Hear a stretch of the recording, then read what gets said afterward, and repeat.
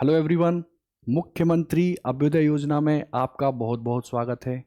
General science यानी सामान्य विज्ञान में फिजिक्स में जो हम लोग के चैप्टर्स चल रहे थे, उन्हीं चैप्टर्स में लास्ट चैप्टर में हम लोगों ने जो डिस्कस किया था वो पूरा का पूरा सर्कुलर मोशन, जिसको हम लोग टू डायमेंशनल का स्पेसिफिक केस यानी वृत्तीय गति बोल रहे थे, उसके जस्ट आगे पढ़े थे। तो रिजिड बॉडी आई थी और रिजिड बॉडी में ही हम लोगों ने जो एक फिनोमेना देखी थी, उस फिनोमेना को हम रोटेशन बोल रहे थे, है ना। किसी एक्सिस के अराउंड रोटेट करना, और उसमें हम लोगों ने मोमेंट ऑफ इनर्शिया को बहुत डिटेल में देखा था। वहीं पर जैसा हम लोग संवेग संरक्षण का नियम लॉज ऑफ मोशन में देख रहे थे, वहीं यहाँ पर हमने कोणीय संवेग संरक्षण के नियम को देखा था। मतलब जो मैक्सिमम पोर्शन था हम लोगों का रोटेशनल डायनेमिक्स में, वो सारा का सारा खत्म हो गया था, है ना। अब आपको करना क्या है कि जो भी एग्जाम्पल्स टाइप के दिए हुए हैं, जैसे अगर रोटेशनल मोशन में ही देखो, तो अगर टॉर्क वस्तु पर काम नहीं करता या जीरो होता है, तो उसका कोणीय जो संवेग होता है वो क्या होता है, कांस्टेंट। याद आ रहा।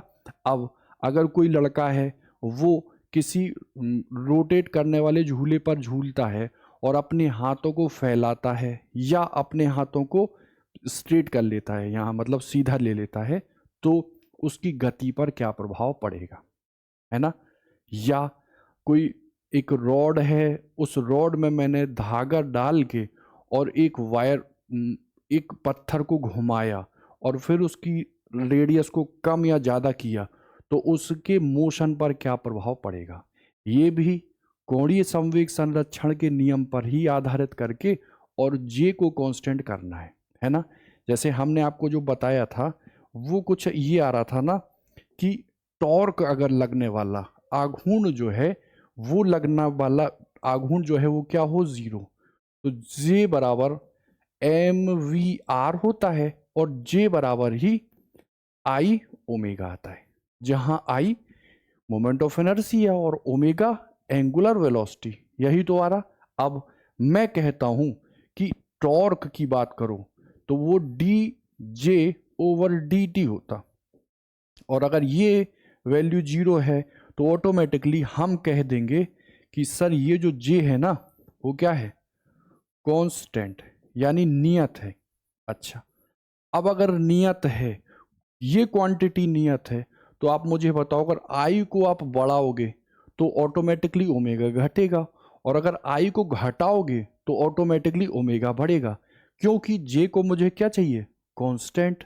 जैसे मैंने आपसे कहा सर ये है 100 और इसको मैं 20 × 5 करता हूं, तो अगर मैं इसको 25 करूं तो ऑटोमेटिकली इसको मुझे 4 करना पड़ेगा। बस यही सेम चीज यहां पर है।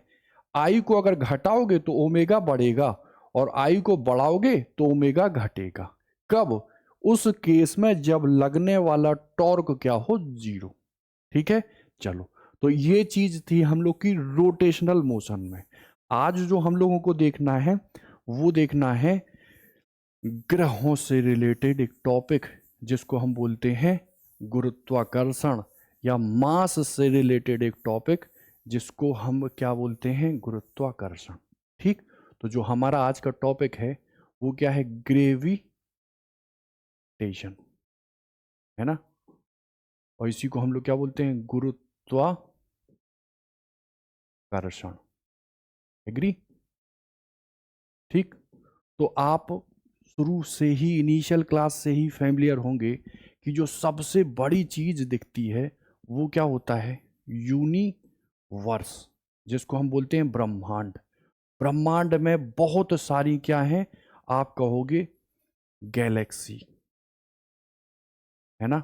अगर देखो तो 10⁻11 गैलेक्सी हैं इस पूरे यूनिवर्स में।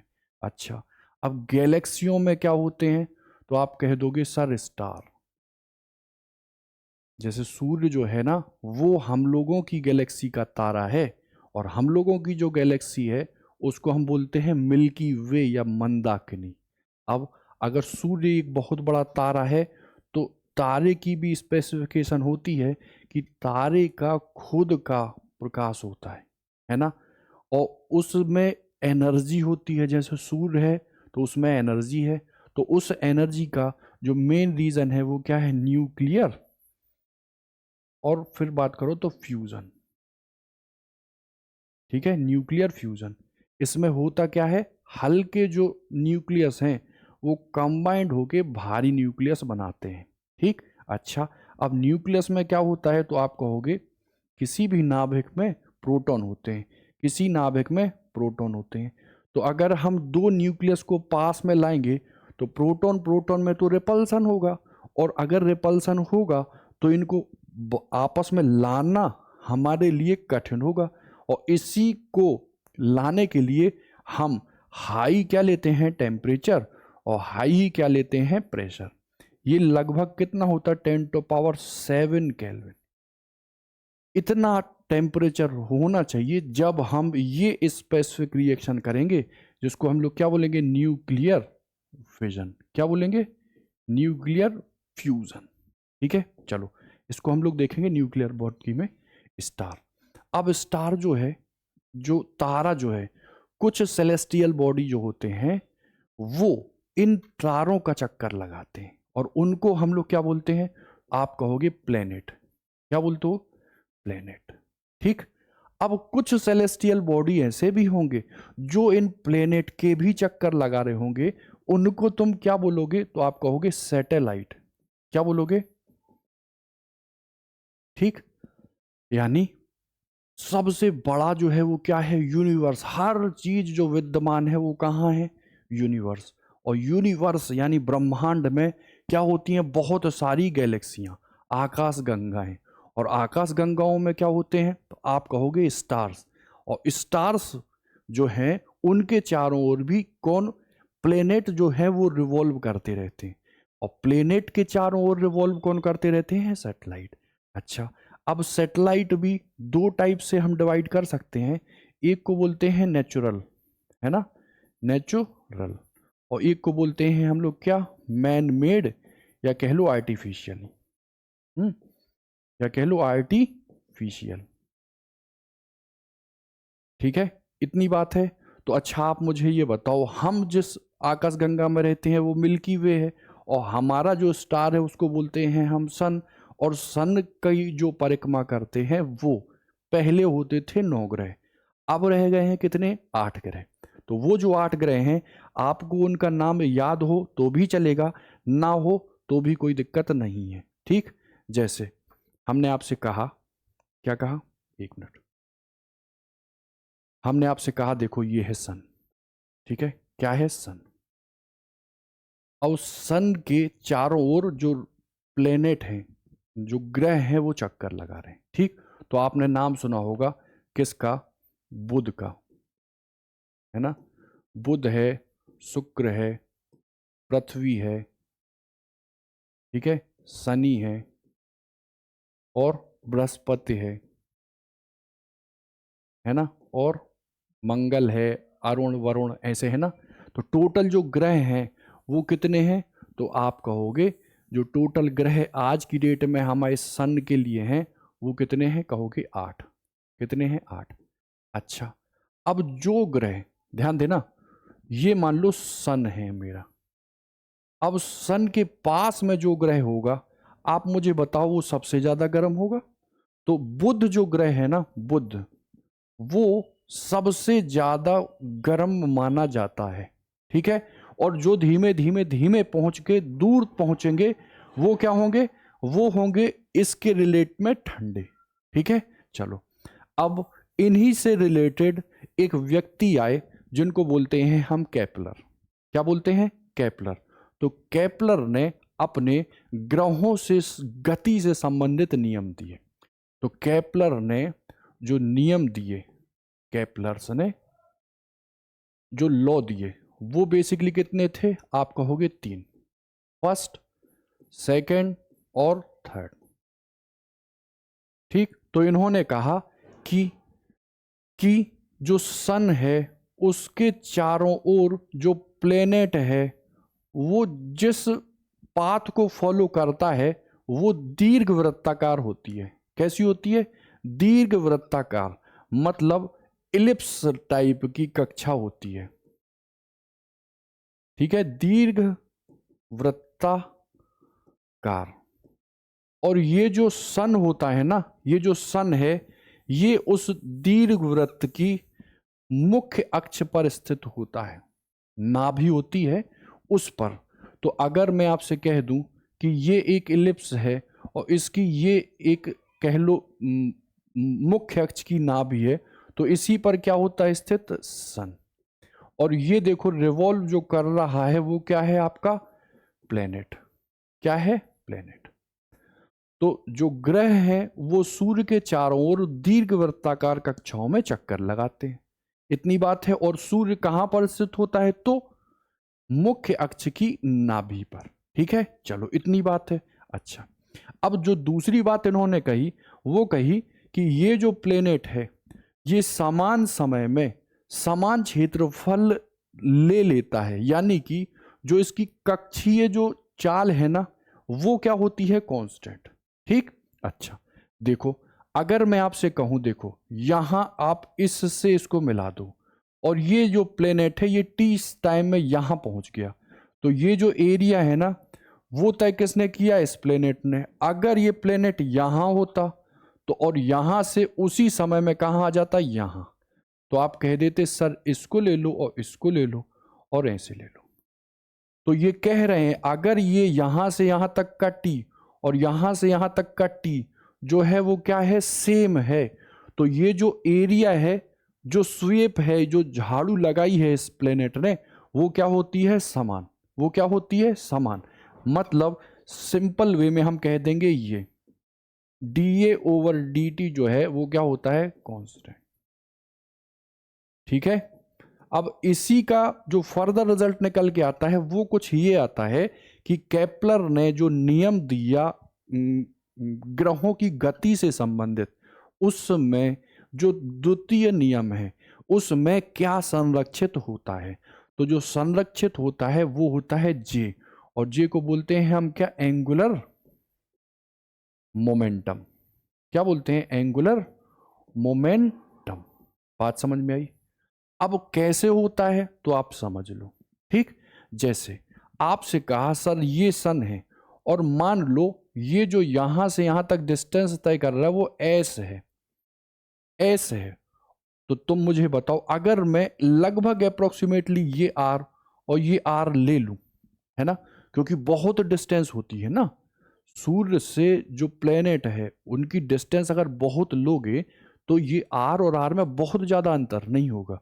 तो अगर मुझे बताओ अगर मैंने ये ट्रायंगल लिया ए बी और सी, तो आप मुझे बताओ इस ट्रायंगल का जो एरिया है वो कुछ इस टाइप से निकल के आएगा, तो आप कहोगे एरिया बराबर हाफ बेस। सर बेस में क्या एस ले लूं इनटू हाइट, हाइट क्या मैं आर ले लूं, चलो ले लिया।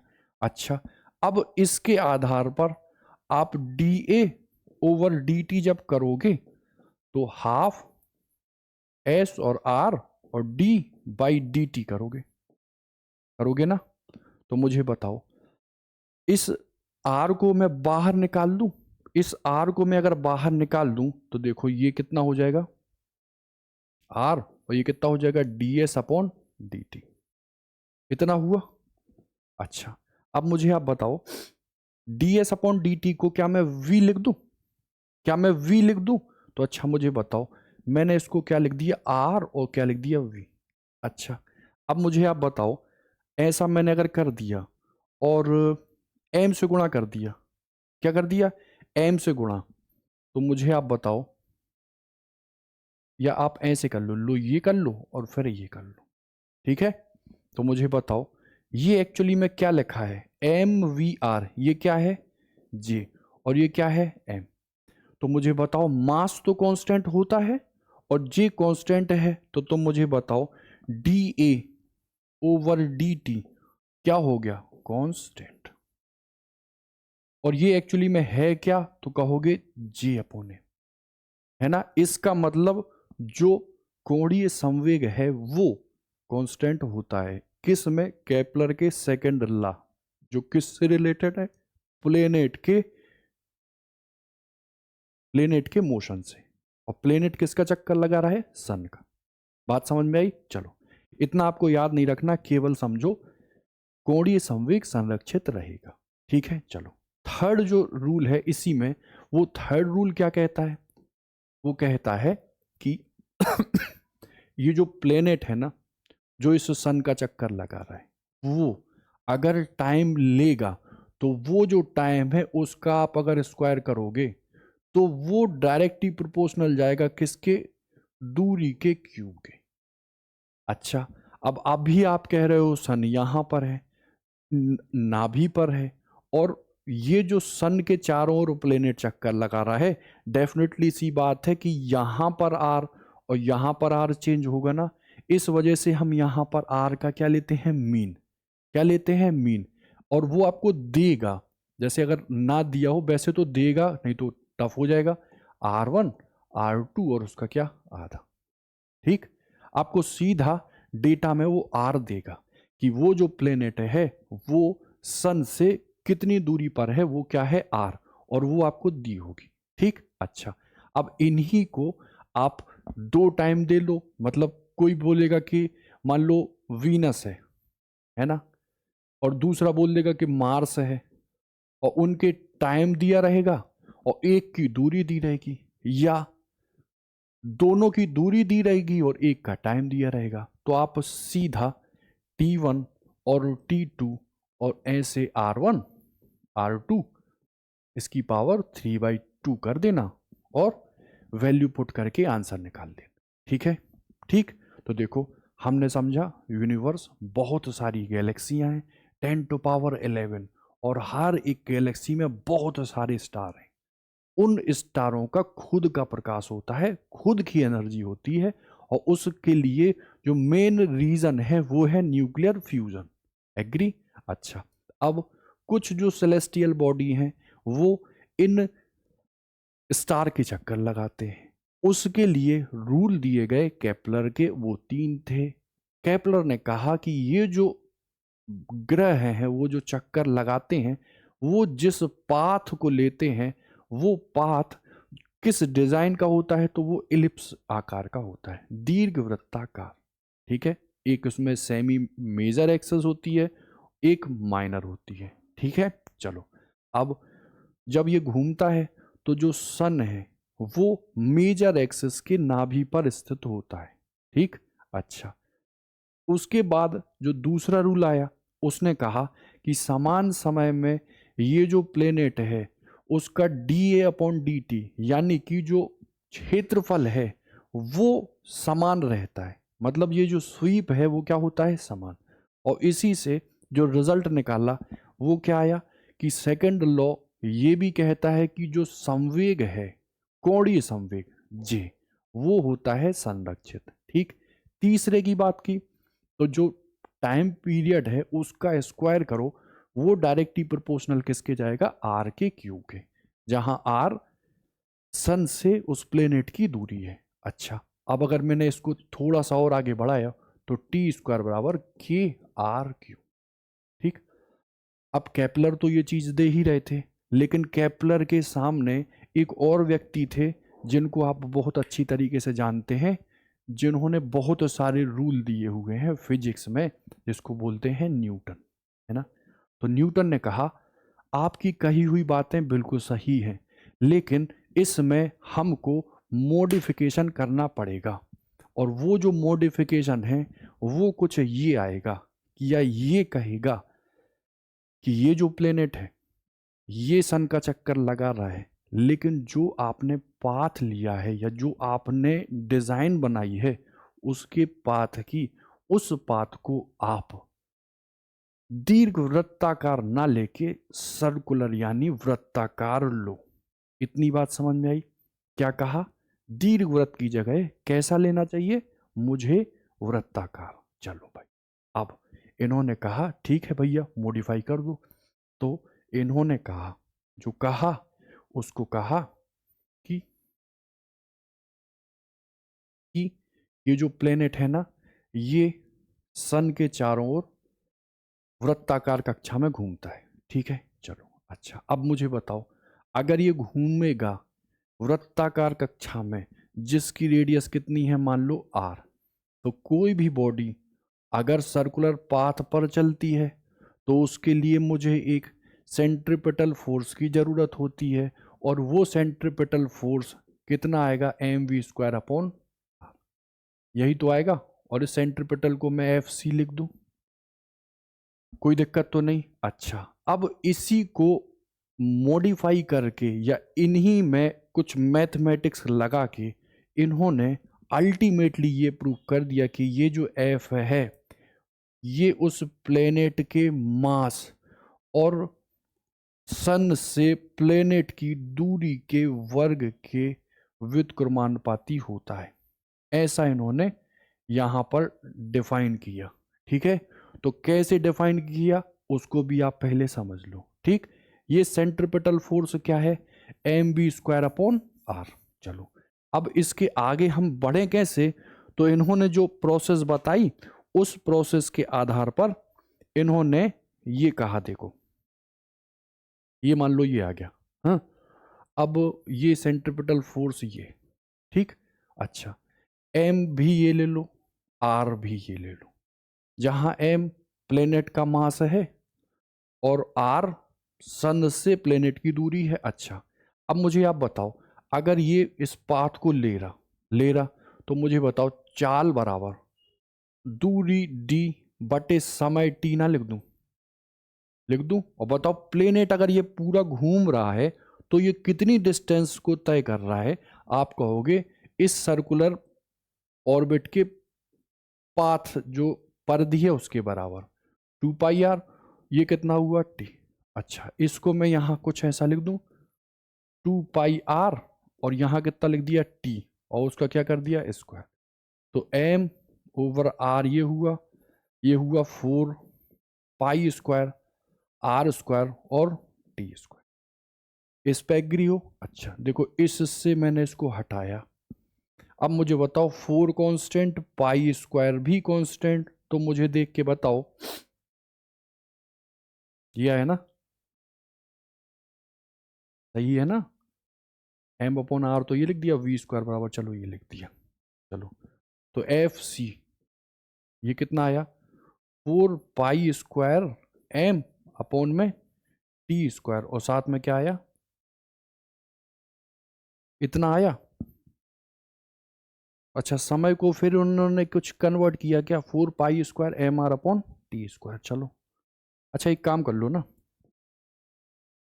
तो देखो ये एफ सी बराबर 4π² mr जैसा का तैसा। और अभी हल केपलर ने रूल दिया था, वो कहता था ये जो टाइम का स्क्वायर है ना वो r का क्यू, और यहीं से जो t² है वो k r/q ले रहा था। अच्छा, तो यहां पर क्या मैं t² बराबर k r/q लिख दूं, तो k r/q एग्री। तो मुझे बताओ ये पूरा कांस्टेंट और ये भी कांस्टेंट, और एक r इस r को हटा देगा, तो बताओ जो सेंट्रीपिटल फोर्स है वो कितना आ जाएगा, m/k r²। आया। और यही ये जो प्लेनेट है ये इसको और ये इसको खींचेगा।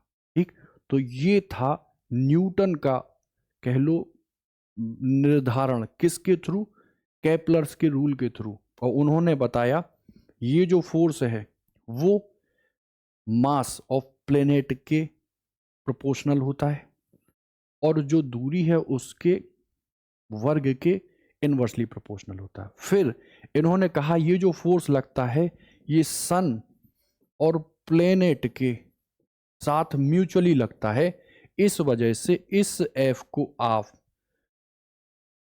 एक कांस्टेंट लगा दो जी, जिसको बोलते हैं ग्रेविटेशनल कांस्टेंट, जो कि यूनिवर्सल है, मतलब इसकी वैल्यू चेंज नहीं ही होती है। चलो, और ये मास ले लो किसका, सन का। ये मास किसका ले लो, प्लेनेट का, और ये कर दो r का स्क्वायर। ठीक है, कोई दिक्कत। अब इसी फॉर्मूले को जो सन और प्लेनेट से रिलेट कर रहा था फिर से फर्दर मॉडिफाई करके उन्होंने कहा कि कोई भी यूनिवर्स में, ब्रह्मांड में कोई चीज है, अगर उसका मास है तो उन मासों में, मान लो 2 मास हैं और वो किसी डिस्टेंस r पर हैं तो हमेशा उन पर एक आकर्षण बल काम करेगा जिसको हम लोग बोलेंगे ग्रेविटेशनल फोर्स, और वो Gm1m2 अपॉन आर स्क्वायर के बराबर हो। एग्री? ठीक है। चलो, कभी कभार वेक्टर में पूछ लेता है। देखो ये तो दिया हुआ है किसमें, आप कहोगे स्केलर में। वेक्टर में बताने के लिए Gm1m2 आर स्क्वायर होगा और साथ में यूनिट वेक्टर लगाओगे आर कैप, इसी को हटाओगे तो Gm1m2 वेक्टर आर, और ये कितना हो जाएगा आर का क्यू। बात समझ में आई? यूनिट वेक्टर को वेक्टर में उसके मॉड से भाग देके निकालते हैं। चलो, इसका मात्रक वही कह दोगे न्यूटन। अच्छा, कोई दिक्कत नहीं। डायमेंशन आप निकाल लोगे ml/t-2, इतनी आ गई, कोई दिक्कत नहीं। अच्छा, अब अगर मैं यहीं आपसे कह दूं, क्या कह दूं कि दूरी को अगर मैं दुगना कर दूं और मास को अगर मैं आधा आधा कर दूं तो जो गुरुत्वाकर्षण बल है उस पर क्या प्रभाव पड़ेगा, यानी जो m1 है उसको आधा, दोनों के दरम्यान सेम थे पुराने, m2 आधा, और जो r है उसको 2 कर दूं। ठीक है, तो आप लगा दोगे F बराबर, देखो G तो कट जाएगा, पहले ले लो m स्क्वायर और ले लो r स्क्वायर, बाद में ले लो F2 बराबर m स्क्वायर, तो कितना हो जाएगा m स्क्वायर बाय 2 का स्क्वायर 4, और देखो ये 2r था ना, तो स्क्वायर कितना हो जाएगा 4r स्क्वायर, इससे इसको r स्क्वायर से r स्क्वायर, m स्क्वायर से m, 1/, ये 16/, एग्री? तो 16:1 हो जाएगा क्या, F1/F2, मतलब F2 जो है वो पुराने वाले का 1/16 हो जाएगा। जैसे अगर वो कह दे पुराना F1 है 96 न्यूटन, तो इसको ऐसे ले जाओ, है ना, यही क्या दे देगा आपको F2। ठीक है, अभी हम क्वेश्चंस लेंगे तो और बेहतर क्लियरिटी आ जाएगी। ठीक है, मतलब सभी इन्होंने प्लेनेटरी मोशन को कंसीडर ना करके सभी पार्टिकल जो मास कंटेन कर रहे हैं उनके लिए एक आकर्षण बल काम करेगा जिसको हम लोग बोलेंगे ग्रेविटेशनल फोर्स। ये कैसी प्रकृति का है, तो आकर्षण। सबसे मजबूत होता है या कमजोर, तो प्रकृति में जो 4 फोर्स पाए जाते हैं उनमें सबसे कमजोर फोर्स यही है। इसकी रेंज क्या है, तो बहुत ज़्यादा। सामान्य अवस्था में अगर जी की मैं बात करूं तो वो 6.67 इंटू 10⁻11 निकलती है ना। अच्छा, अब आप कहोगे सर मात्रक, तो देखो ये है F, ये है G, m स्क्वायर और r स्क्वायर, तो क्या मैं G को क्या न्यूटन मीटर स्क्वायर प्रति किलोग्राम स्क्वायर लिख दूं? इसकी वैल्यू यही होती है, न्यूटन मीटर स्क्वायर प्रति केजी स्क्वायर। अब अगर छोटी बॉडी है, ध्यान देना, छोटी बॉडी है, मान लो 80-80 किलो की 2 बॉडी, अगर हम यहीं पर रखते हैं तो चलो ले लिया, केजी का था, ठीक है, डिस्टेंस भी कंसीडर की, ठीक है, लेकिन जब जी यानी इसका गुणा उनमें होगा तो वो जो फोर्स है ये बहुत कम हो जाएगा। इस वजह से जो छोटी बॉडीज होती हैं जिनका मास कम होता है उनका ग्रेविटेशनल जो पुल है हमको दिखाई नहीं पड़ता या समझ में नहीं आता, लेकिन जो बहुत बड़ी बड़ी बॉडी हैं जिनके साइज बहुत बड़े हैं, जैसे सन की बात कर लो, जैसे अर्थ की बात कर लो, जैसे मून की बात कर लो, तो आप बताओ अर्थ की जो रेडियस है वही है 6400 किलोमीटर। अगर इसको फर्दर चेंज करोगे तो ये 10⁻6 मीटर, इतनी तो भैया के लिए रेडियस है। तो जब ये रेडियस है तो सोचो इसका मास कितना होगा। उस मास को जब यहाँ कंसीडर करते हैं तब वैल्यू आती है फोर्स की जो हमको पता चलती है ना। इस वजह से हम सामान्य अवस्था में महसूस नहीं कर पाते हैं, लेकिन जो बड़ी बॉडी होती हैं उनमें जो ग्रेविटेशनल पुल होता है उनको हम ऑब्जर्व कर लेते हैं।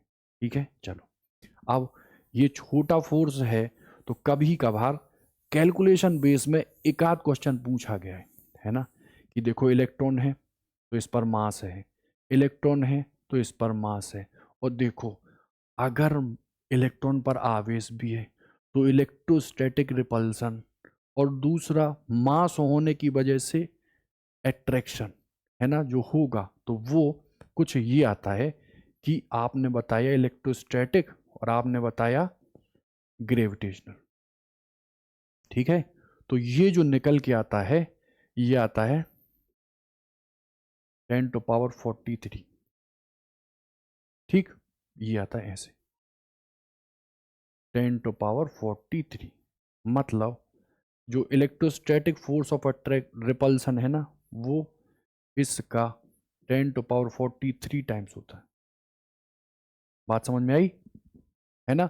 अच्छा, ऐसे ही वो इलेक्ट्रॉन प्रोटॉन का दे देगा, प्रोटॉन प्रोटॉन का दे देगा, तो आपको फॉर्मूला यही लगाना पड़ेगा, F बराबर G m1 m2 are square, है ना, और इधर K Q1 Q2 are square, और तुलना।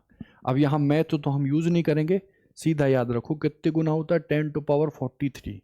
एक केस में आता है 10⁻39 गुना। अब वो प्रोटॉन प्रोटॉन रहता है या प्रोटॉन और इलेक्ट्रॉन रहता है, वो आपको पता करना है। ठीक है, चलो, तो इतनी बात हुई हमारी न्यूटन लॉ ऑफ मोशन, जिसको बोलते हैं F बराबर Gm1/m2 का स्क्वायर।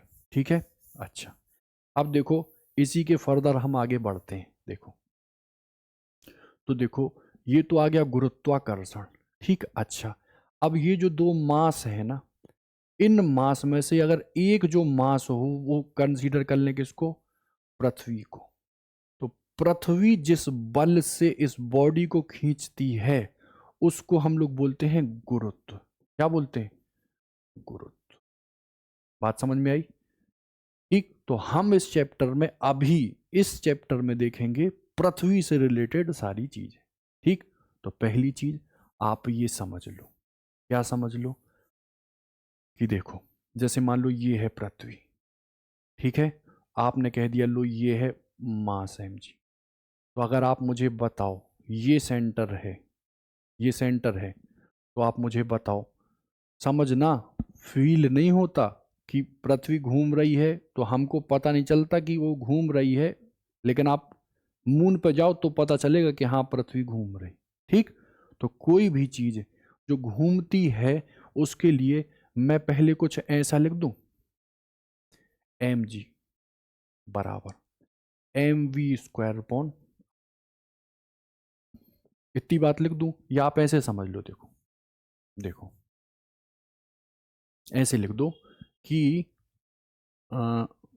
mg जो ये है, ठीक है, जो वेट है जो फोर्स है उसको क्या मैं कुछ ऐसे लिख दूं, जी ये है छोटा m और ये है अर्थ का, और इसका स्क्वायर कर दूं, ये सर ये भी फोर्स है और ये भी फोर्स है, ये गुरुत्व वाली चीज है, ये अट्रैक्शन वाली चीज।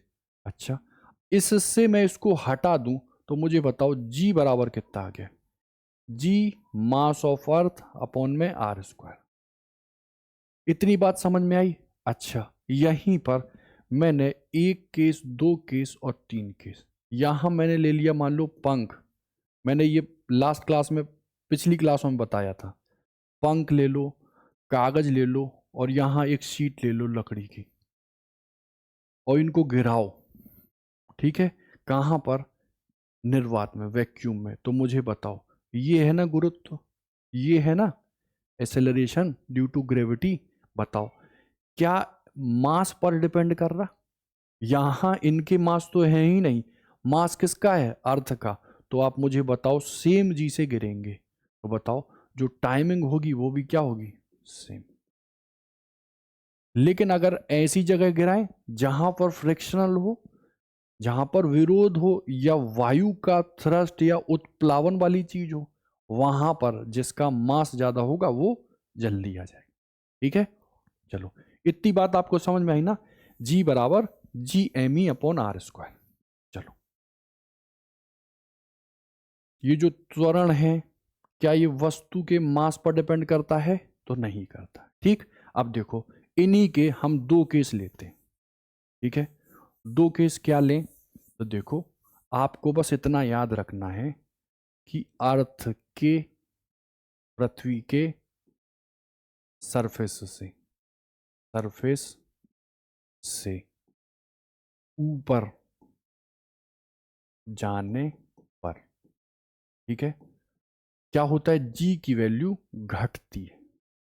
मतलब जो जी डैश है वो पुराने जी से क्या हो जाएगा? कुछ कम। अब वो कितना आता है? तो जी डैश बराबर होता है जी अपॉन में 1 plus H upon radius of earth का स्क्वायर। इतनी वैल्यू आती है। अब ये आपको याद करना पड़ेगा क्योंकि कुछ जगहों पे या कुछ पेपर्स में इनकी वैल्यू दी होती है। अर्थ के सरफेस से कह देगा 6400 किलोमीटर की ऊंचाई पर अगर एक वस्तु होती है तो वहां पर जी की वैल्यू कितनी होगी।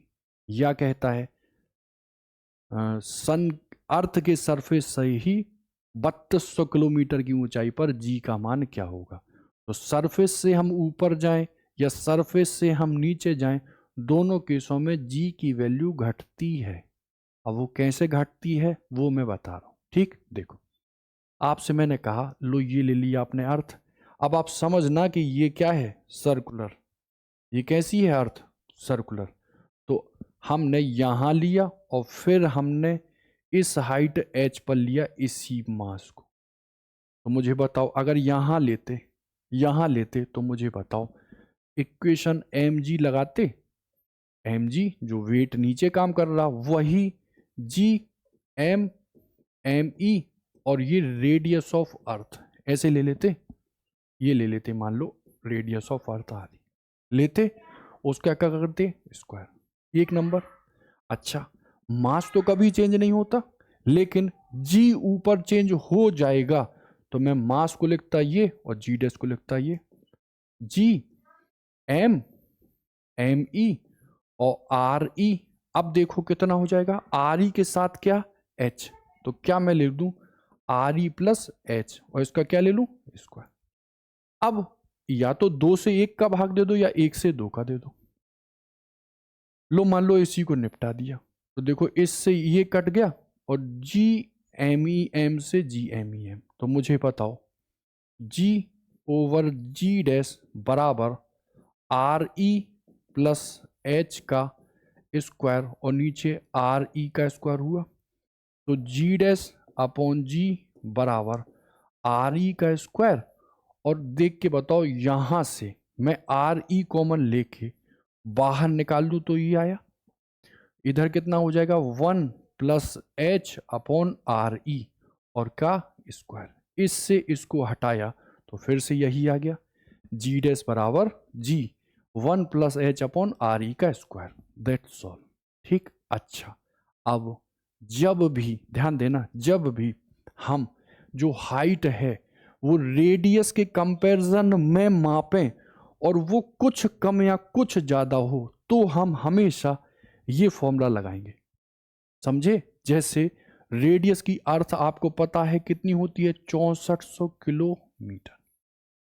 और अगर वो मुझसे कह दे, वो कह दे कितना? 3200 किलोमीटर हाइट पर जी की वैल्यू क्या होगी?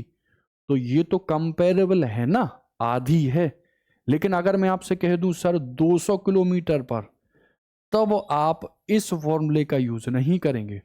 आप जिसका यूज करेंगे वो फॉर्मूला कुछ ऐसे जाएगा कि जी डैश बराबर जी, ये ऊपर गया तो 1 प्लस एच अपॉन आर ई और ऊपर गया तो -2। इतना आपको ध्यान नहीं रखना है, इसी को आगे ले आना है बस। यानी कि G 1 minus 2h over R E. काम खत्म। जी डैश बराबर G upon 1 plus H upon R E का होल स्क्वायर। ये होगा तब जब हम हाइट अर्थ के रेडियस के कंपैरिजन में कुछ लें, आधी, बराबर, दुगनी।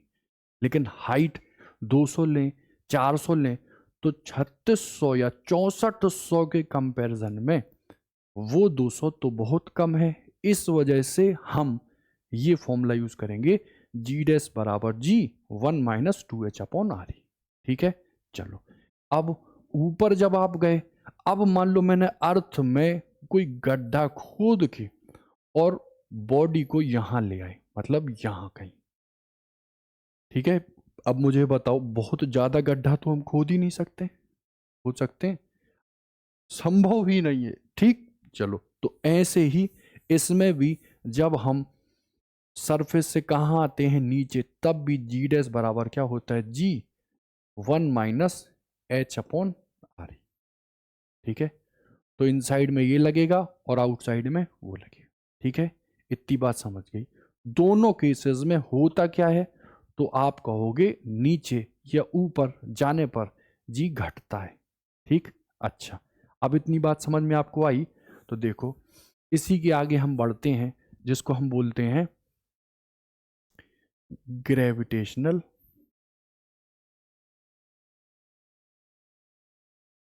Field intensity. ठीक, तो पहले आप समझो, देखो आप ही ने बताया कि न्यूटन कह रहे हैं कि जो मास है वो दूसरे मास को अट्रैक्ट करने की कोशिश कोशिश क्या करता ही है। मतलब इस मास की कोई फील्ड होगी, उसी फील्ड की वजह से दूसरा इसकी ओर आकर्षित हो रहा। अच्छा, इसके क्षेत्र से कोई बाहर होता तो इसका आकर्षण उस पर काम नहीं करता। ठीक, तो देखो, हम अगर इसको डिफाइन करें तो बोलते हैं इंटेंसिटी और ग्रेविटेशनल को जी, है ना। तो आप कहोगे पर यूनिट मास पर जो फोर्स काम करता है उसी को हम इंटेंसिटी ऑफ ग्रेविटेशनल फील्ड बोलते हैं। अच्छा, अब मुझे बताओ, मान लो ये मास अर्थ ही ले लेते तो फोर्स कितना आता, जी एम ई, ये एम अपॉन आर स्क्वायर, और इधर भाग किसका देते हैं, एम, किसका देते, इसी को बोलते हैं हम टेस्ट मास। तो अगर इससे इसको हम काटते तो बताओ ये आई जी कितना आता, तो जी एम ई। ठीक है, कोई दिक्कत नहीं। अच्छा, ऐसे ही एक आता है विभव, जिसको बोलते हैं पोटेंशियल। अब वो पोटेंशियल यहां आएगा तो बोलेंगे गुरुत्वीय विभव, और अगर इलेक्ट्रोस्टैट में आएगा तो उसको बोलेंगे विद्युत विभव। ठीक, तो आप बस इतना समझो कि इस मास के चारों ओर इसकी एक फील्ड होगी, उससे दूसरा मास क्या है, बाहर, दूसरा मास क्या है, बाहर। तो देखो, अगर हम मान लो ये इनिशियल में यही था एक दूसरा मास, और मैं इसको ले जा रहा हूं दूर, तो इसके आकर्षण के विरुद्ध ही तो काम कर रहा हूं। लेकिन अगर मैं लाता तो ऑटोमेटिकली ये खिंचता चला आता, मतलब हमें वर्क मिलता। जब वर्क मिलता है तो उसको हम क्या लेते हैं, नेगेटिव, और जब हम वर्क करते हैं तो उसको क्या लेते हैं हम, पॉजिटिव, फिजिक्स की भाषा।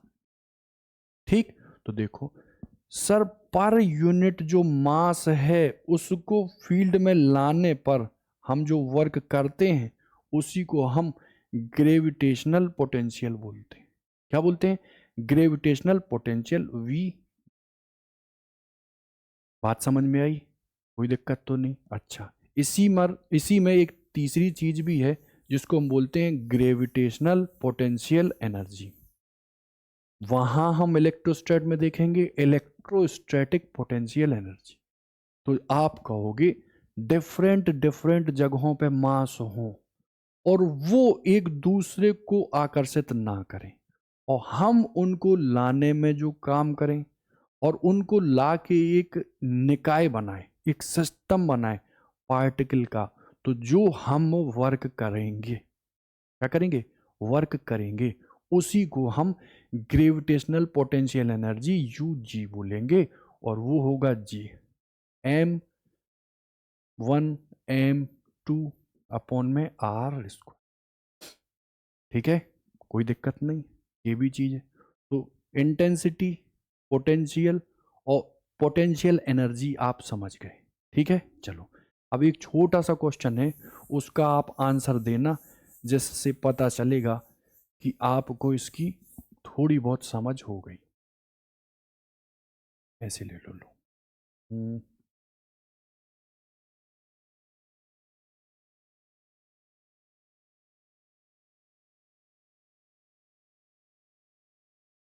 देखो, एक ये लिया, एक ये लिया,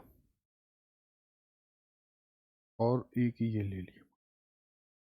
ठीक है,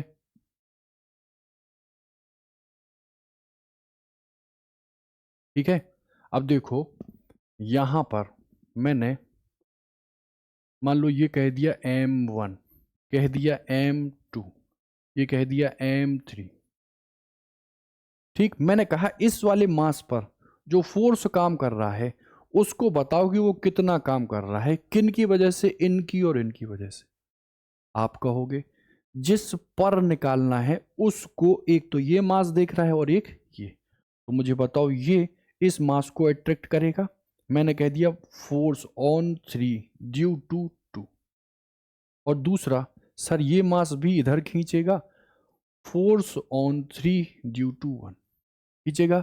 अच्छा, अब मुझे बताओ फोर्स कैसी क्वांटिटी है, आप कहोगे वेक्टर, और वेक्टर, दो वेक्टर कितने पे वर्क कर रहे हैं, 90 पर, और 90 पर वर्क कर रहे हैं, आप जोड़ दो वेक्टर के रूल से। तो देखो, अगर ये, अरे ऐसे बनाओ ना, ये इससे कह रहा है भैया आओ, कह रहा ना, वो ये कह रहा है, देखो ये कह रहा है इधर आओ, ये कह रहा है इधर आओ, कह रहा ना। ठीक, तो दो वेक्टर को आप जोड़ लो, कितने पर, 90 पर। तो बताओ एफ नेट किस पर, 3 पर, क्या हो जाएगा, अंडर रूट के अंदर एफ 3 1 का स्क्वायर और एफ 3 2 का स्क्वायर, और देखो 2F1 F2 cos 90, और cos 90 खत्म कर देगा किनको, जो साथ में 2 है और F31 है और F32 है, तो रिजल्टेंट क्या निकल के आ जाएगा ये। ठीक है, कभी कभार एक आध बार आया होगा तो आया होगा, बस आप फोर्स समझ गए, विद्युत क्षेत्र की तीव्रता समझ गए, सॉरी किसकी, चलो इतनी बात समझ गए। तो देखो एक और टॉपिक हम ले लेते हैं, फिर उसके बाद हम मोटे मोटे आपके क्वेश्चन ले लेते हैं। ठीक है, चलो टॉपिक है, एक आध में लिख लूं पहले।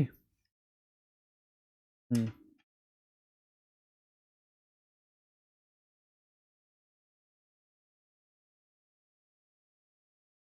हम्म। अच्छा, जो पृथ्वी है, जो अर्थ है, उसका जो मास हम लोग कंसीडर करते हैं, लेते हैं, उसको कैसे ले लेते हैं। आप कहोगे मास के लिए यही आप फॉर्मूले को लगाओ, तो पहला है वो क्या है, देखो ऐसे आया था ना, mg बराबर G m और r अर्थ का स्क्वायर, इससे मैंने इसको काटा था। तो मास ऑफ अर्थ जो है वो G का स्क्वायर, और नीचे G आ रहा था ना, इसी को हम वैल्यू को कैलकुलेट करते हैं। तो देखो G लगभग 10 ले लें, रेडियस ऑफ अर्थ 6400, तो 6.4 10⁻6 इसका स्क्वायर ले लें, और इधर 6.67 टू 10⁻11 ले लें। इसी को जब हम कैलकुलेट करते हैं तो जो हमको अल्टीमेटली फाइनल वैल्यू मिलती है वो आती है कुछ ये 10⁻4। तो कभी पूछा गया है order of magnitude for the mass of earth, तो मुझे आप देख के बताओ, ऑर्डर ऑफ मैग्नीट्यूड में ये आया ना, ये 10⁻24 था, अगर ऑप्शन में दिया है आपने ये लगा दिया, गड़बड़ हो जाएगा। क्यों, क्योंकि साथ में ये है ना, और इस 6 की जो वैल्यू है वो √10 दैट इज इक्वल टू 3.16 से क्या है, ज़्यादा, इस वजह से यहाँ पर एक पावर और जुड़ेगी, यानी कि 10⁻25 होगा order of magnitude for the mass of earth. बात समझ में आई? तो ये भी पूछा गया, आप प्रीवियस लगाएंगे, और ये भी पूछा गया। ठीक, चलो। अच्छा, मास ऑफ अर्थ किस कोटि का होता है? 10⁻25। और वैल्यू कितनी होती है? तो 6.0 इंटू 10⁻24। एग्री?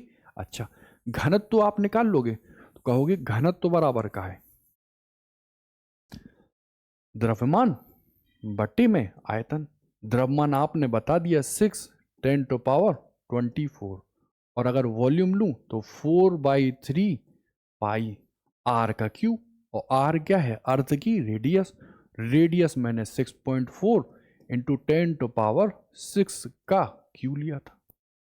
जब मैं ये करूंगा और सॉल्व करूंगा तो जो घनत्व तो फाइनल आएगा वो कितना आएगा?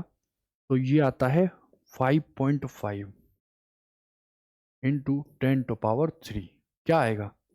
किलोग्राम प्रति मीटर क्यूब। समझ में आई बात? है ना? और अगर वो डेटा में ना देखे, वो टर्मिनोलॉजी में पूछे, तो आप कहोगे भैया एम अगर मैं लिखूं, ऐसे लिख लो, ऐसे लिख लो। क्या लिखोगे? एम जी बराबर जी एम ई एम और आर ई का स्क्वायर। पहले इससे इसको हटाओ, है ना? तो मुझे बताओ, जी आर ई का स्क्वायर और ये जी एम ई आया, इसको फिर ले जाओ, यहाँ नीचे ले जाओ, मान लो ये जी आ जाएगा, है ना? द्रव्यमान बराबर घनत्व गुणे आयतन ले लो, है ना? तो रो इंटू वी लिख दो इसको, सीधा रो इंटू वी। अब वी को फिर यहां लूं तो रो बराबर जी आर ई का स्क्वायर और नीचे जी और rho, sorry V, 4/3 pi R E का क्यू। अच्छा, ये इसको हटा देगा, हटाएगा, और 3 पहुंच जाएगा ऊपर, तो 3g अपॉन में 4πre और g। बात समझ में आई? मतलब ये जो घनत्व है ना, वो रेडियस के क्या होता है? Inversely proportional. यही है वैल्यू के रूप में, और ये है जो डिफरेंट टाइप के डेटा दिए हैं उनके रूप में। तो 3g अपॉन 4πre g। ठीक है, इससे भी आप फैमिलियर हो गए, मास और घनत्व। ठीक, चलो। अच्छा, इसकी कोटि कितनी होगी? ऑर्डर ऑफ मैग्नीट्यूड 10⁻3 था, ये 3.16 से ज्यादा था, कितना हो जाएगी ऑर्डर ऑफ मैग्नीट्यूड? आप कहोगे ले लो 10⁻4, खत्म बात। चलो, इतनी चीज आप समझ गए हो। ठीक है, अब इसके आगे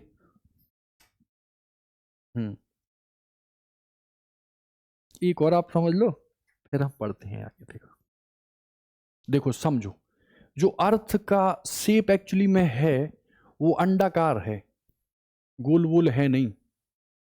ठीक है, ये कुछ शेप है, और आप जानते हो यहां इसको बोलते हैं पोल, इसको बोलते हैं इक्वेटर, बोलते हैं ना? अब मुझे आप ये समझाओ कि देखो यहीं से आपको समझ में आ रहा, देखो ये जो एक्सिस है इस एक्सिस की अपेक्षा बड़ी है, तो जो इक्वेटर है ना वो पोल के रिस्पेक्ट में 21 किलोमीटर ज्यादा लंबा होता।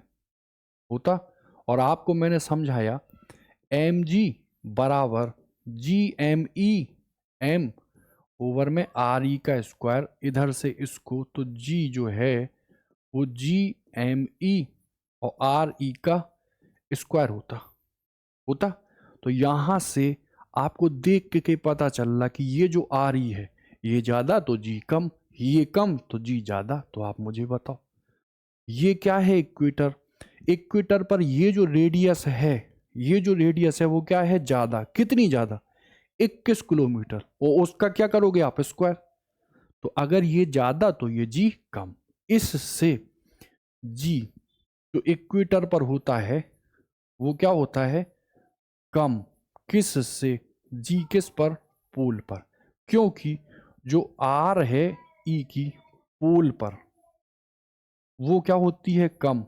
आर अर्थ की कहाई पर? इक्वेटर पर। आई होप समझ गए होंगे। है ना। दूसरा दूसरा ये जो जी है इक्वेटर पर कम और यहां पर ज्यादा। दूसरा जो रोटेशन है किसकी, अर्थ की, रोटेशन की अर्थ की वजह से भी जी जो है वो चेंज होता है। ठीक, अब आपको कॉम्प्लेक्सिटी में नहीं जानना, बस सीधा समझ लो ये है जी डैश, जो कि रोटेशन ऑफ अर्थ की वजह से कितना है, G minus R E square cos square lambda. जहां ये लैम्डा है तुंगता, एल्टीट्यूड, क्या है, तुंगता यानी एल्टीट्यूड। ये तो आप कहोगे यहां तुंगता जीरो, यहां कुछ होगी, यहां कुछ होगी, और यहां आप भैया कह दो 90 होगी, पूरी होगी। अरे सब जगह पे तो इंसान रहते हैं, रहते, और वो एल्टीट्यूड हम यहां से मापते हैं। तो आप मुझे बताओ, मुझे बताओ कि कि बताओ पोल जो है, या पहले आप ले लो फॉर इक्वेटर, तो जी डैश बराबर G minus R E square, है ना। ठीक है, कॉज स्क्वायर लैम्डा। बताओ लैम्डा अगर मैं लूं इक्वेटर के लिए कितना होगा, जीरो, और कॉस स्क्वायर जीरो को मैं लूंगा तो बताओ जी माइनस आर ई का क्या आ जाएगा, स्क्वायर। इतना आया, मतलब जी से कुछ कम, है ना। और बताओ पोल पर ये लैम्डा कितना हो जाएगा, आप कहोगे 90, तो बताओ पोल पर जो जी का मान है वो किसके बराबर हो जाएगा, जी, क्योंकि cos 90 इस पूरे टर्म को क्या कर देगा, जीरो। ठीक, चलो तो ये बात हो गई पहला रोटेशन, और दूसरा पृथ्वी का आकार। पोल पर जी की वैल्यू सबसे ज्यादा और इक्वेटर पर जी की वैल्यू सबसे कम। अब मुझे बताओ अगर वो स्टेटमेंट आपको दे दे, और स्टेटमेंट क्या दे दे, अच्छा यहां पर ओमेगा स्क्वायर भी लेना, वही मैं कह रहा कि देखो जी तो 10 मीटर पर सेकंड स्क्वायर होती, और यहां पर अगर आप केवल आर ही लोगे तो वो तो 6400, है ना। यहां पर ओमेगा स्क्वायर भी होता होता यहां पर ओमेगा स्क्वायर। समझ में आई बात, ये होता है फॉर्मूला एक्चुअली में। ठीक है, चलो इतनी बात समझ में आई, कोई दिक्कत नहीं है। अच्छा अब मैं आपसे पूछूं कि पृथ्वी को गोलीय मानते हुए, गोले के आकार का मानते हुए, अगर हम कहा विषुवत रेखा से ध्रुव पर पहुंचे और वो कह दे भार बढ़ेगा, भार घटेगा, नो चेंज, और इनमें से नन ऑफ दीज, आप क्या आंसर लगाओगे। सर यहां पर जी क्या होता है, कम, और धीमे धीमे धीमे हो जी क्या होता है, ज्यादा। उसका रीजन पोल की जो रेडियस है वो इससे 21 किलोमीटर कम होती है, और अगर रेडियस कम तो जी ज्यादा। ठीक है, चलो तो बताओ यहां जी ज्यादा, तो बताओ भार होता है एम जी, तो भार क्या हो जाएगा, ज्यादा। अगर मैं ध्रुव से विषुवत रेखा पर आऊं तो भार क्या हो जाएगा, कम। ठीक है, कोई दिक्कत नहीं, आप कोरिलेट कर लोगे। अच्छा यही अगर मैं आपसे पूछूं द्रव्यमान पर क्या प्रभाव पड़ेगा, तो कहीं चले जाओ, द्रव्यमान या मास पर कोई भी फर्क नहीं पड़ता है। इतनी बात समझ में आ गई आपको, कोई दिक्कत नहीं। चलो तो बड़े हम आगे इसी के, देखो ये अभी हल फॉर्मूला बताया, जी डैश बराबर G minus R E omega square cos square left.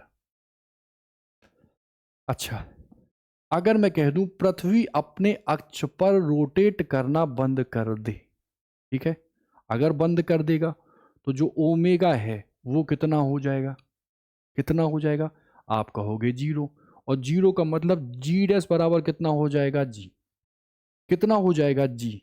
अब मुझे बताओ, हमने आपको बताया ये जॉइड अंडाकार के आकार का होता, तो पहले से ही आर बढ़ रहा था तो जी घट रहा था, घट रहा था ना। और अब रोटेशनल मोशन बंद हो गया, मतलब ये जो जी है ये जी के बराबर हो गया। तो बताओ फाइनल जी क्या हो? पहले कम था, अब जी हो गया, मतलब जो कंसीडर किया हुआ जी एक्चुअली में है उससे जी क्या हो जाएगा? बढ़ जाएगा। उससे जी क्या हो जाएगा? बढ़ जाएगा। ठीक, समझ लो। देखो इसको, सबसे पहले आकार की वजह से जी विश्वत पर क्या होता है? इक्वेटर ले लो भाई, लो इक्वेटर। क्या होता है? कम होता है, कम होता। अब इस फॉर्मूले में मैंने रोटेशनल मोशन को यूज किया, उससे मुझे पता चला ये ओमेगा ही जीरो, ये पूरा टर्म जीरो। तो जो जी डैश है वो जी आया, आया। और यहां पर जो जी था वो कम था, मतलब यहां पर वैल्यू मान लो 8 थी। और अब रोटेशन की वजह से कितनी हो गई? जी कितनी हो गई? मान लो 10 मीटर पर सेकेंड स्क्वायर। तो ये क्या हो गई? इनहेंस कर गई, बढ़ गई, है ना? कोई दिक्कत? अच्छा, यही सेम मैं पोल पे पूछ लूं, रोटेशनल मोशन अगर क्या हो जाए? जीरो। तो ये है ही। और बताओ जी होता ही वहां कितना है? जी। तो बताओ चेंज नहीं होगा, चेंज नहीं होगा। चलो, इतनी चीज आपको क्लियर हो गई, है ना? इसके आगे दो तीन छोटे टॉपिक हैं, इनको हम सेटेलाइट बोलते हैं, सेटेलाइट मोशन बोलते हैं, इसके वेलोसिटी बोलते हैं, और उन्हीं के बीच में डिफरेंस बोलते हैं। ठीक, पहले इसी के हम क्या क्वेश्चन देखें, कोई क्वेश्चन तो नहीं छूट रहा?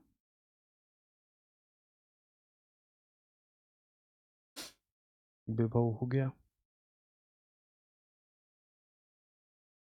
अच्छा, अगर मैं आपसे कहूं, आपने बताया सर पोटेंशियल एनर्जी माइनस के G M E M upon R of E. अगर मैं ऊपर जा रहा हूं एच हाइट, तो कह दोगे यू बराबर जी एम ई एम और ये आर ई प्लस के एच, है ना? अगर मैं पोटेंशियल लूं, कह दोगे वी जी एम ई और ये कितना होता है? आर होता ना। अब कितना हो जाएगा? G M E R E plus K, ठीक है, ये हो जाएगा, कोई चेंज नहीं। चलो, इतना आपको आने लगा, हम बढ़ते हैं आगे। हम्म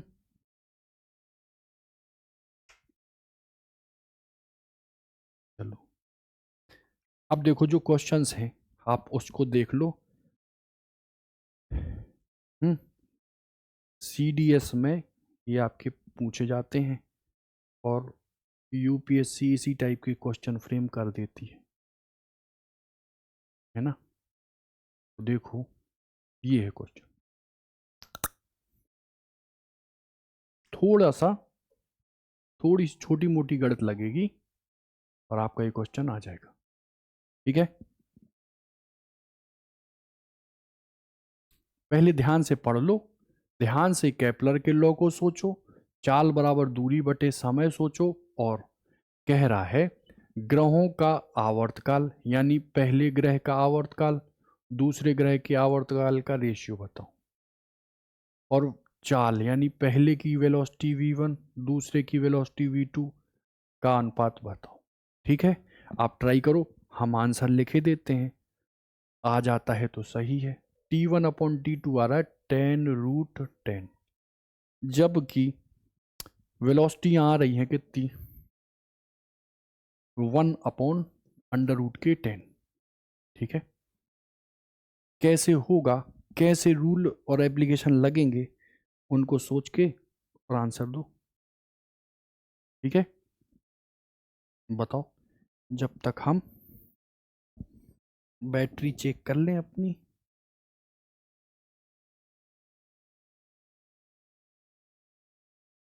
आया? चलो देखते हैं, देखो 10√10 और 1/√10, देखो देखो कैसे करें, देखो हमसे देखो कह रहा है सूर्य, यानी सूर्य के चारों ओर ग्रह चक्कर लगाते हैं इलिप्टिकल। वो कह रहा सूर्य से जो दो ग्रह हैं, दो दो प्लेनेट हैं, उनकी औसत दूरियां दे रहा है 10⁻13 और 10⁻12।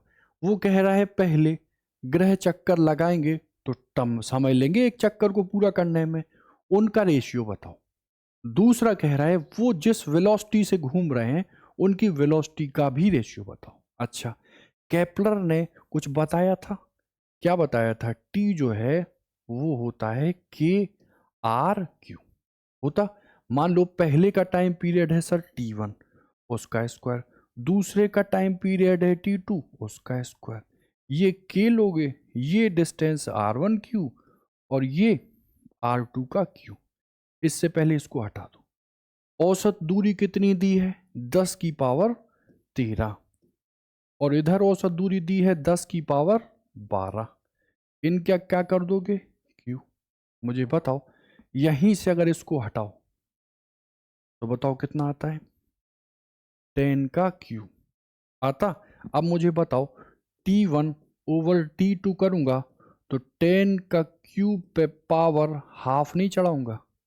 और अगर ऐसा मैं करूंगा तो बताओ ये √10 होगा, 10⁻½ √10, और ये उसका क्यू, तो कितना हो जाएगा? 10√10। काम खत्म। तो जो टाइम पीरियड है उनका आंसर आएगा 10√10। चलो, कोई दिक्कत नहीं। अच्छा, अब बताओ दूसरा वो मुझसे कह रहा है वेलोसिटी। वेलोसिटी के रिस्पेक्ट में तो केपलर सर ने कुछ नहीं बताया, लेकिन हम जानते हैं कि चाल बराबर क्या होता है? दूरी, और दूरी है सर्कुलर मोशन के हिसाब से 2πr, सरकमफेरेंस, दूरी बटे समय। ऐसा होगा ना? तो बताओ मैं V1 को क्या ऐसे भर दूं? तो फिर से देख लो, 2πr1 T1, 2πr2 T2। यही क्या होगा? V1 V2। इससे इसको हटा दिया तो मुझे बताओ R1 T1 और T2 और R2। ये तो देखो भैया R1 R2 और T2/T1 आपने निकाला है ना। T1/T2 कितना आ रहा था? कितना आ रहा था? 10√10। तो T2/T1 कितना हो जाएगा? 1/10√10। R1 और R2 क्या नहीं निकाल पाओगे?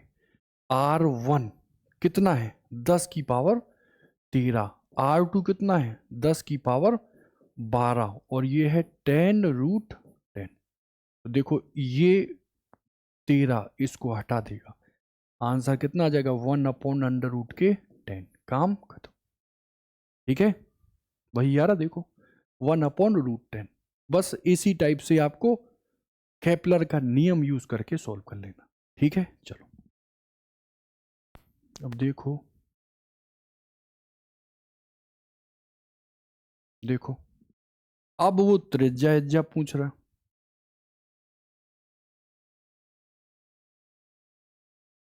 पहले सीधा कर लूं मैं इसको।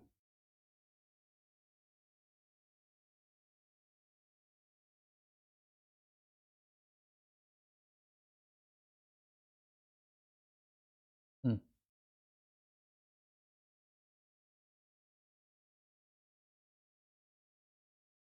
ठीक है, सोचो, बताओ और करो। ठीक है, आंसर हम इसका लिख ही देते हैं। चंद्रमा के तल पर गुरुत्वीय त्वरण का मान कितना होगा? चंद्रमा है, उसके सरफेस पर कितना होगा? यदि चंद्रमा की त्रिज्या मतलब आर ऑफ मून पृथ्वी की 1/4 हो, और जो मास हो किसका? चंद्रमा का, वो पृथ्वी के द्रव्यमान का 1/80वां भाग हो। ठीक है, करो, स्क्रीनशॉट लो या पुश करके करो, बाकी देखो हम बताते हैं। ठीक, आंसर इसका लिख लो। कितना आ रहा है इसका आंसर? आंसर आ रहा है G/5। जी बाई आंसर आ रहा है G/5। देखो कैसे करें देखो, आप समझो पहले। आपने स्मॉल जी पढ़ा तो है ना, क्या सर ये है एम जी, यही होता है G M E, M upon R E का स्क्वायर, यदि मैं खड़ा हूं कहां पे, अर्थ पर। अच्छा, अब मुझे बताओ, अगर अगर मैं कहां चला जाऊं, मून पे, कहां चला जाऊं, मून पे, तो ये जी डैश हो जाएगा। मतलब पहले ले लो आप अर्थ के लिए, जी ऑन अर्थ, वो क्या होगा, जी तो यूनिवर्सल कांस्टेंट है, मास ऑफ अर्थ ले लोगे और रेडियस ऑफ अर्थ ले लोगे। अब गए हम मून पर, तो जी मून के लिए कैपिटल जी चेंज नहीं होता है, मास ऑफ मून ले लो और रेडियस ऑफ मून का स्क्वायर ले लो। कंपेयर करना है तो मैंने इससे इसको भाग दे दिया। अच्छा, अब क्या कह रहा है, चंद्रमा की त्रिज्या पृथ्वी की 1/4 है, कुछ ऐसे है। रेडियस ऑफ जो मून है ना, वो 1/4 है किसकी, रेडियस ऑफ अर्थ की। ठीक है, तो मैं यहां ऐसा कुछ लिख दूं, या कैसे भी कर लो, आपको तो काटने हैं ना। तो देखो, रेडियस ऑफ अर्थ 4 टाइम्स मैं मून करे देता हूं, ठीक है ना। चलो, और दूसरा क्या कह रहा है, जो मास है ना, मास ऑफ मून, वो कितना है, अर्थ का 1/80 टाइम, है ना, कोई दिक्कत नहीं। अच्छा, अब इन्हीं के हिसाब से यहां पे भर दो। पहले तो इस जी से जी को हटाओ, मास ऑफ अर्थ को मैं 80 टाइम्स मून कर दूं, तो 80 टाइम्स मास ऑफ मून कर दिया, और ये आर ई, इसको 4 टाइम्स मून कर दूं, 4 टाइम्स मून, और देखो ये तो मास ऑफ मून है ही, और ये रेडियस ऑफ मून का स्क्वायर है ही। एग्री, देखना अब यहां पे समझना, आर ई जो है वो 4 टाइम्स आर एम है, तो आर एम का स्क्वायर तो ये हुआ, और 4 टाइम्स का भी तो स्क्वायर होगा ना, तो कितना होगा, 16। एग्री, अच्छा, कोई दिक्कत नहीं, मास का तो कुछ करना है, ठीक है, इससे इसको हटा दूं, इससे इसको हटा दूं, बताओ, 80 अपॉन में 16, तो 16×5 = 80। जब ये आया तो मुझे बताओ, जी ई और जी एम कितना आ जाएगा, आएगा ना। तो वो कह रहा है चंद्रमा के तल पर, यानी जी एम, तो कह दोगे जो जी एम है वो अर्थ का 1/5 है। देखो, अगर वो कहता अर्थ पर ग्रेविटेशन जो एसेलरेशन है ना, उसकी वैल्यू कहता 50 है, बताओ 50 का 1/5 कर देते, कितना आ जाता, 10। आई होप समझ में आ गया होगा। बस यही कम यही ज्यादा, इन्हीं को वो आपके कुछ पेपर्स में परसेंटेज वैल्यू में देगा। यहां 1/80 दिया, वहां परसेंटेज देगा। परसेंटेज आप फैमिलियर हो, परसेंटेज के थ्रू भी बहुत आराम से कर लोगे।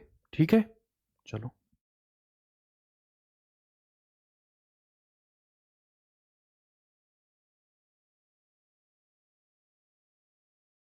देखो, ये अर्थ से ऊपर और अर्थ से नीचे वाली चीज आ गई। देखो, इनको भी कर लो, ये भी आपके खूब क्वेश्चन आए हुए हैं। देखो, हल्का पेपर जो है ना, सामान्य ज्ञान वाले, उनमें वो पूछेगा जी बढ़ता है कि घटता है, आप सीधा कह दोगे घटता ही है। लेकिन जहां टेक्निकलिटी आएगी, वहां पर आपसे इस फॉर्मूले का यूज करा कर ही जी की वैल्यू को फाइंड आउट करने के लिए कहा जाएगा। समझ में आई बात, ठीक। देखो, ये जो कह रहा है पहले आप पढ़ लो, पृथ्वी तल से तुरंत ये बना लो, कितना नीचे, सर कुछ नीचे जा रहे होंगे, मान लो ये है रेडियस ऑफ अर्थ, कितना नीचे पहला, और दूसरा कितना ऊपर चलें कि गुरुत्वीय त्वरण पृथ्वी तल के गुरुत्वीय त्वरण का आधा रह जाए। मतलब ये जो जी डैश है ना, वो जी जो जी होता है पृथ्वी पर, उसका क्या हो जाए, आधा। अब आप बस फॉर्मूले को यूज कर लो। देखो, फॉर्मूला जो कहता है वो कहता है, आप ऊपर चलो, है ना, या पहले नीचे का केस है, नीचे ही ले लो आप। नीचे के केस में जी डैश कितना होता है, जी 1 - h/r होता। अब वो जो कह रहे हैं वो लगा दो, जी डैश पृथ्वी का कितना हो जाए g/2। मैं यहां पर कितना लिख दूं, g/2। इसको की जी करके और 1 -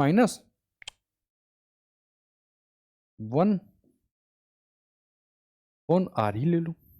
इससे इसको आप हटा दो और इसको इधर ट्रांसफर कर दो और 1 में से इधर ले जाओ इसको तो हाफ कर दो, तो हाफ। तो देख के बताओ h/r(e) कितना हो जाएगा, 1/2। यानी जो हाइट है वो r e की कितनी लिख दो, 2। अगर ये मैं ले जाऊं तो त्वरण क्या हो जाएगा, आधा। देखो मतलब पुरानी वाली त्रिज्या का कितना, आधा। बात समझ में आई। चलो तो ये तो हो गया नीचे जाने के लिए। अच्छा अब ऊपर जाने के लिए कितना आ रहा है, आधा। अच्छा अगर ये रेडियस दी है ना, लिख दो 6400 और 2, 2 × 6 2 3200 किलोमीटर। ठीक है। चलो अब आओ आप यहाँ पे ऊपर जाने के लिए, ले लिया ना, नहीं तो स्क्रीनशॉट ले लो। ठीक। चलो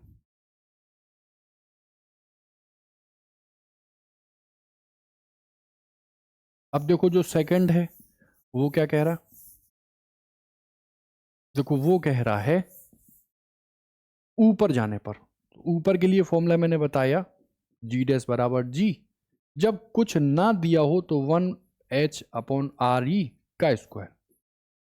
और जब कहे कि तुलना अगर करो हाइट की पृथ्वी की रेडियस से और वो कंपेरेबल हो, 6400 की जगह 3200, आधी तो है, लेकिन 100 हो 200 हो तब आप दूसरा फॉर्मूला, और जब कंपेरेबल हो तो ये। अब ऐसा तो दिया नहीं लेकिन कहा है ये जो जी डैश है वो पुराने वाले का कितना हो जाए, आधा। मैं यहां लिख दूं, ये लिख दूं,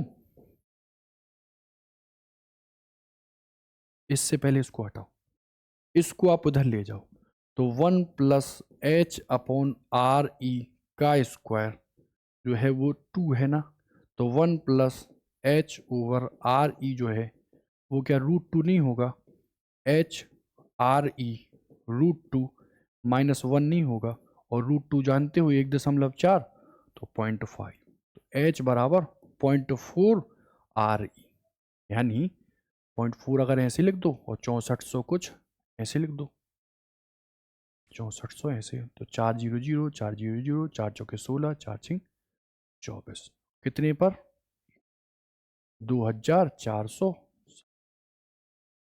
ठीक है ना, कोई दिक्कत नहीं। चलो इसका आंसर आ रहा 2400। ठीक है, हमने 0.4 लिया, उन्होंने 1.414 ले लिया। वहां पे टाइम बचाना है तो आप ऑप्शन से चेक कर लेना। ठीक है। चलो तो ऊपर नीचे आप समझ गए। चलो देखो ये है जब डिस्टेंस अर्थ की रेडियस के कंपेयर में बहुत कम हो, कहाँ 6400 और कहाँ 128, तो इस वाले केस में हम जो फॉर्मूला लगाएंगे वो जी डैश बराबर जी, और ये जो है ना 1 + h/r(e) इसका स्क्वायर, इसी को ऊपर लाते हैं तो जी 1 - 2h/r(e). चलो ठीक है। अच्छा रख दो यहां पे, देखो यहां देखो परसेंटेज पूछ लिया उसने। अगर वो आपसे कहे दे आपके 10th के नंबर हैं 80 और आपके 12th के नंबर हो जाते हैं कितने, मान लो 60, तो कमी हुई ना। अगर वो कह दे कितने प्रतिशत कमी हुई, तो आप कहोगे 80 से 60 हो रहे हैं, मतलब 80 - 60 किस पर, तो कितने कम हुए हैं 10th ही बेस मानोगे ना, तो 80 गुणा कितना 100, तो 20 80 और इधर कितना 100। 4 बार काट दोगे ये 25% रकम। बस ऐसे ही हमको यहाँ पर भी निकालना है। अंक गणित आपकी मौजूद होगी तो इनमें आपको डिफिकल्टी महसूस नहीं होनी चाहिए। बस इतना समझो, ये है जी डैश बराबर,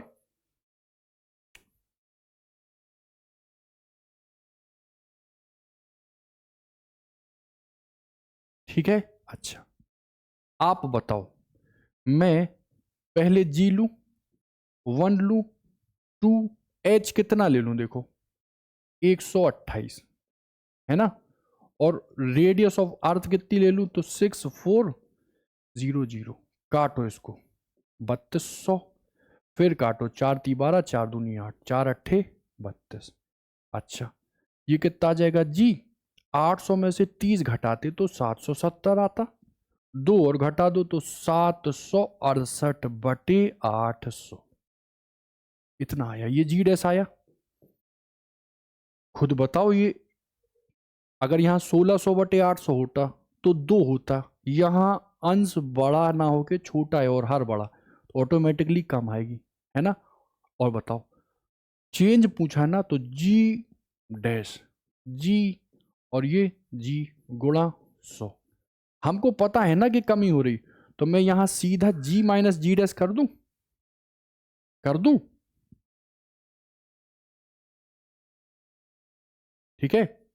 चलो तो बताओ कितना है जी माइनस जी डैश, कितना है? 768/800, और जी, और नीचे कितना है? पुराने वाला जी, और गुणा कितने का? 100। अच्छा, 800 को मैं इधर लाऊं, फिर 68 को घटा दूं, तो फिर वही कितना आ जाएगा? 32G/800, और इधर कितना जी, और कितना? 100। इससे आप इसको हटा दो, इससे आप इसको हटा दो, और 8×4 = 32 कर दो, यानी 4% की क्या हो जाएगी? कमी। कब? जब हम अर्थ के सरफेस से कितना किलोमीटर ऊपर पहुंचेंगे? आप कहोगे 128 किलोमीटर जब आप पहुंचोगे, ठीक है। आई होप आपको ये चीज़ क्लियर हो गई होगी, ठीक है। अब जब ये आपने थोड़े से टेक्निकल क्वेश्चन कर लिए, तो बाकी जो क्वेश्चन है वो बहुत आराम से आपके हो जाएंगे। जैसे देखो,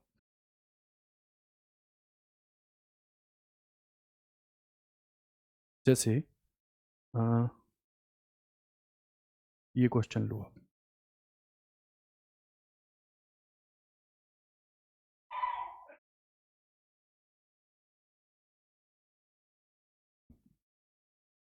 बताओ। वो कह रहा है, ग्रहों की गति में प्लेनेटरी मोशन होती है ना, उनमें कौन सी जो फिजिकल क्वांटिटी है वो कंजर्व रहती है? Second law of motion, Kepler, उसमें जो कंजर्वेशन होता है वो किसका होता है? जे का। और जे को बोलते हैं हम कोणीय संवेग। क्या बोलते हैं? Angular momentum. एंगुलर मोमेंट, बात समझ में आ रही ना? तो ऑप्शन क्या हो जाएगा? Angular momentum. अच्छा, अब देखो, कह रहा है वो, देखो केपलर का जो थर्ड नियम है वो किससे रिलेट करता है? कह दो कि T², जो टाइम पीरियड होता है ना, वो आर का क्यू होता है। यहां कुछ नहीं दिया है ऐसा, तो टी डायरेक्टली प्रोपोर्शनल R⁵ ये हो जाएगा। अब देखो, चक्कर लगा रहा, कहाँ कम होगा कहाँ ज्यादा होगा, ये देखो आपको थोड़ा सा सोचना पड़ेगा। मैंने आपको बताया था सेकंड लॉ, ये है अगर सन, तो देखो ये, और देखो ये ये ए ले लो, ये बी ले लो, ये सी ले लो, और ये डी ले लो। अगर ऐसा लिया, बताओ, ये यहां से यहां ज्यादा एरिया है ना, ये यहां से यहां वेलोसिटी तेज होगी तभी तो ये ज्यादा एरिया ले पाएगा ना, क्योंकि दूर है तो थोड़ा ही सा स्वीप किया लेकिन क्षेत्रफल ज्यादा ले लिया। ये अगर वेलोसिटी ज्यादा होगी तभी तो कहाँ पहुंच पाएगा? यहां पर। तो देखो, कह रहा है, चक्कर लगा, ग्रह का अधिकतम वेग कहां होगा? जहां पर प्लेनेट सूर्य से नजदीक होगा, वेलोसिटी वहीं पर ज्यादा। तो सबसे कम कहां होगी? यहां। फिर कहां होगी? यहां। फिर कहाँ होगी, यहाँ। अगर वेलोसिटी मतलब डिस्टेंस सेम होगी तो वेलोसिटी डी और सी पर क्या हो जाएगी, समान। लेकिन यहाँ वेलोसिटी क्या होगी, सबसे ज़्यादा। तो ए पर वी है वो सबसे ज़्यादा होगी, है ना। अब यही दूरी आधी एक चौथाई कर रहा है ना। जैसे वो आपसे कह रहा है, पढ़ो क्या कह रहा,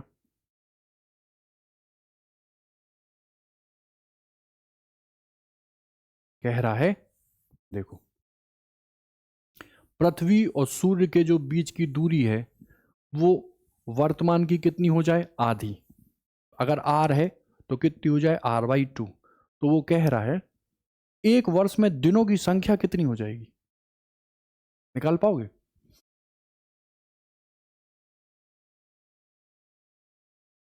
देखो अच्छा, आप जानते हो ना ये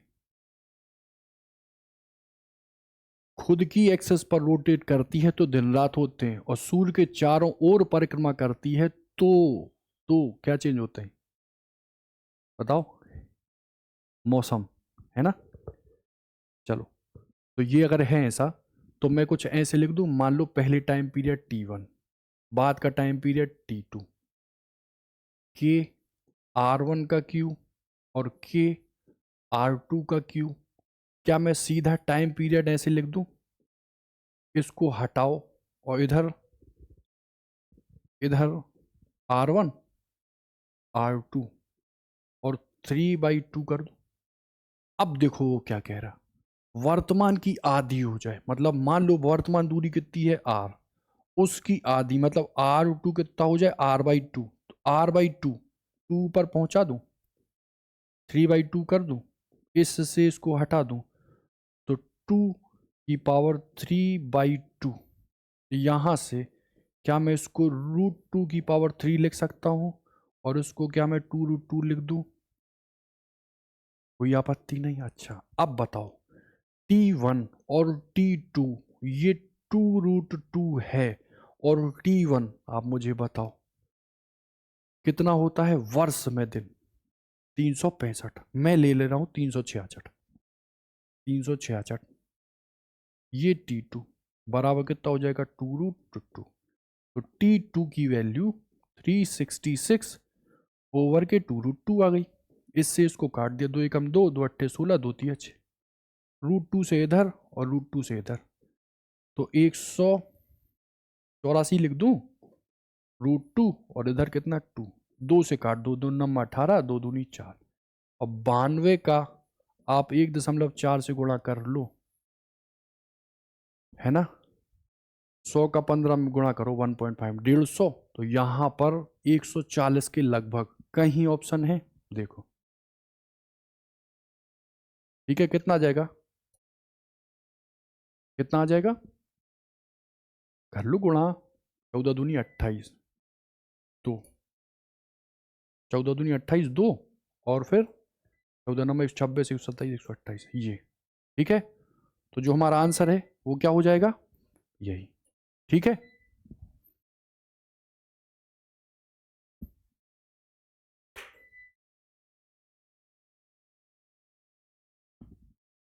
तो आज की क्लास में रहने देते हैं इतना ही। ठीक है, बाकी देखते हैं हम लोग नेक्स्ट क्लास में, जो भी हमारी अब क्लास होगी उसमें इसी के फर्दर हम आगे बढ़ लेंगे। ठीक है, चलो, तो आज रहने देते हैं यहीं पर।